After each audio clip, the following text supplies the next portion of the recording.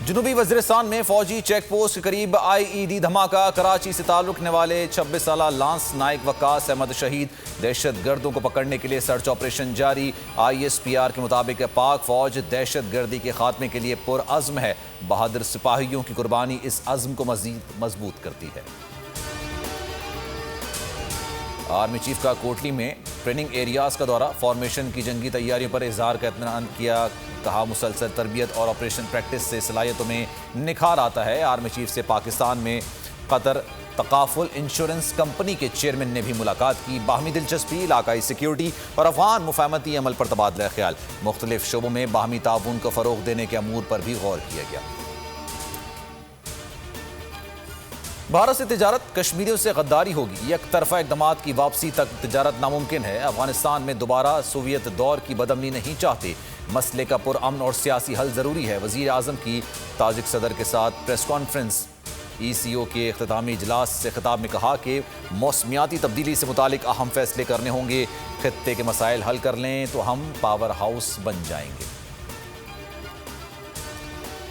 पाकिस्तान और ताजिकिस्तान दोस्ती का रिश्ता मजीद मजबूत। दोनों मालिक के दरमियान मुख्तलिफ शोबों में 11 मुआहदों पर दस्तखत। करप्शन, दिफाई, तालीम और सकाफत के मुआहदे शामिल। ताजिक सदर इमाम अली रहमान के दौरे पाकिस्तान का मुश्तरका एलामिया जारी। वज़ीर आज़म की ताजिकिस्तान को गवादर सी पोर्ट और CPEX से फ़ायदा उठाने की पेशकश। कहा, पाकिस्तानी बंदरगाहें सेंट्रल एशियाई ममालिक खुसूसन ताजिकिस्तान के लिए बेहतरीन माशी रूट हैं।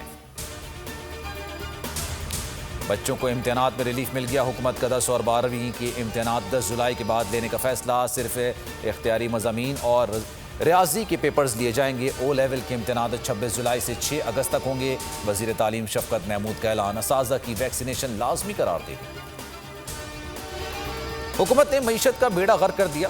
इमरान खान ने पाकिस्तानियों को इतना मकरूज़ कर दिया, 4 साल में आटा, गैस, चीनी दें तो इतने पैसे नहीं बनेंगे।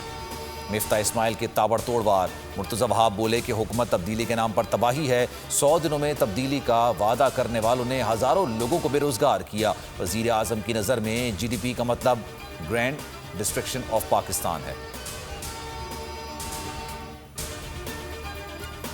साबिक हुकूमत सुरंगें बिछाकर गई है, हमने कौम को बचाया है। तरक्की की शरह से अपोजिशन बुरी तरह बौखलाहट का शिकार है। इल्ज़ामात लगाने वालों ने अपने दौर में मईशत को तबाह किया। PDM को बताना चाहता हूँ, अगले साल तरक्की की शरह 5% होगी। हम्माद अज़हर पर उम्मीद। कहा कि अपोजिशन लोगों की आंखों में धूल झोंकना बंद करे। हुकूमत ने शहबाज शरीफ की बैरून मुल्क रवानगी की इजाज़त के खिलाफ सुप्रीम कोर्ट में अपील जो दायर की थी वो वापस ले ली। शहबाज शरीफ के वकील ने भी तौहीन अदालत केस की पैरवी ना करने की यकीन दहानी करा दी। सुप्रीम कोर्ट ने हुकूमत की जानिब से अपील वापस लिए जाने पर मामला निपटा दिया। तहरीरी फैसला जारी। शहबाज शरीफ को जिस अंदाज में रिलीफ दिया गया वो किसी के लिए मिसाल नहीं बन सकता।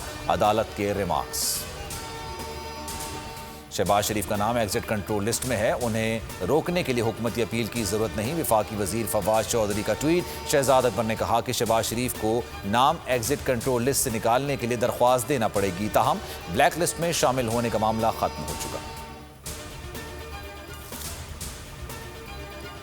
बलूचिस्तान ने भी सिंध पर पानी चोरी का इल्ज़ाम लगा दिया। लियाकत शावानी कहते हैं कि बलूचिस्तान को 55% कम पानी मिलता है। सिंध हुकूमत हमेशा हमारा पानी चोरी कर लेती रही। गैर कानूनी पंपिंग स्टेशन से चोरी होती है। सिंध का बड़ा हिस्सा तो हमें पानी फराहम किया जाएगा।